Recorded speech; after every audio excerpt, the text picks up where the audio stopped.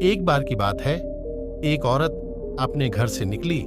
उसने घर के सामने सफेद लंबी दाढ़ी में 3 साधु महात्माओं को बैठे देखा। वह उन्हें पहचान नहीं पाई।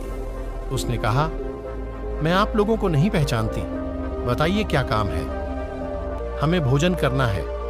साधुओं ने बोला, ठीक है, कृपया मेरे घर में पधारिए और भोजन ग्रहण कीजिए। क्या तुम्हारा पति घर में है? एक साधु ने प्रश्न किया।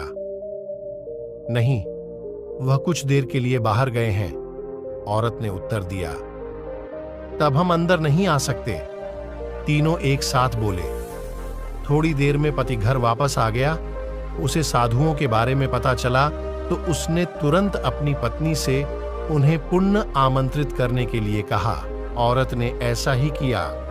वह साधुओं के समक्ष गई और बोली, जी, अब मेरे पति वापस आ गए हैं, कृपया आप लोग घर में प्रवेश करिए। हम किसी घर में एक साथ प्रवेश नहीं करते। साधुओं ने स्त्री को बताया।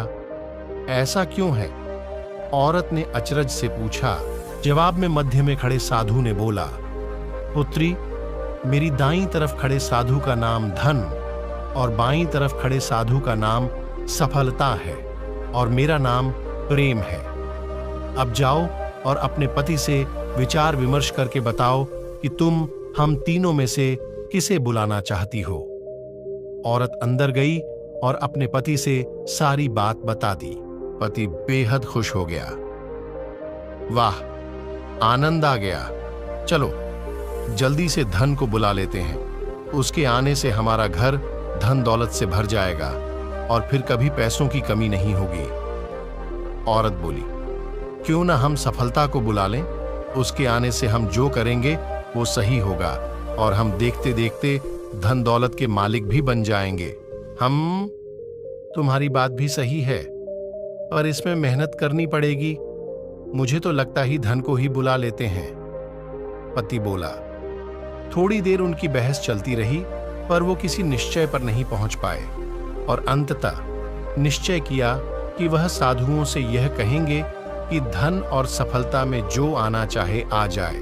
औरत झट से बाहर गई और उसने यह आग्रह साधुओं के सामने दोहरा दिया।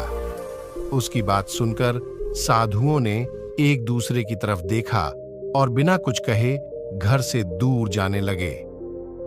अरे, आप लोग इस तरह वापस क्यों जा रहे हैं? औरत ने उन्हें रोकते हुए पूछा।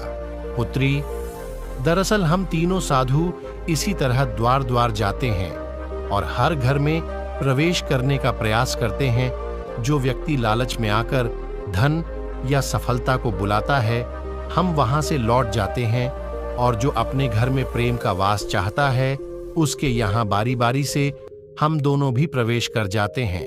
इसलिए इतना याद रखना कि जहां प्रेम है वहां धन और सफलता की कमी नहीं होती।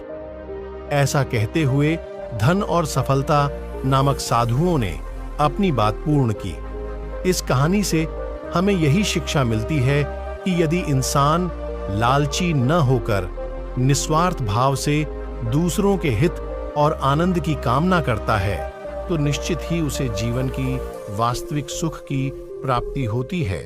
सच्चा सुख आनंद में ही मिलता है। वो कहते हैं ना, आनंद का सुख तो उस झोपड़ी में मिल जाता है जहां लोग एक दूसरे के साथ प्रेम के साथ निवास करते हैं। और ऐसा सुख तो बड़े बड़े महलों के समान बंगलों में भी नहीं मिल पाता है, क्योंकि वहां घर तो बड़ा हो जाता है लेकिन दिल छोटा होता है, जिस कारण से वहां प्रेम और आनंद का निवास नहीं होता है। तो दोस्तों, ऐसी ही वीडियो देखने के लिए हमारे चैनल को सब्सक्राइब जरूर करें। धन्यवाद।